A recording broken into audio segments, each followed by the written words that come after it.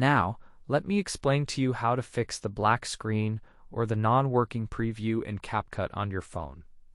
Follow these steps carefully for a smooth editing experience, as you can see here. First, you should restart CapCut by completely closing the app and then reopening it. After doing this, check to see if the issue with the black screen has been resolved effectively. Often, the preview freezes temporarily. If that doesn't work, try restarting your phone.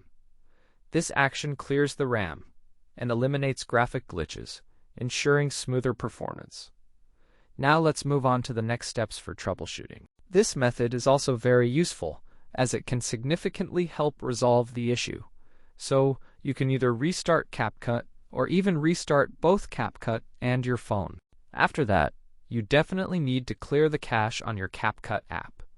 To do this, simply go into your settings, and here you will find the option to delete all unnecessary files, effectively clearing all the junk. This step is crucial for optimal performance, so don't skip it.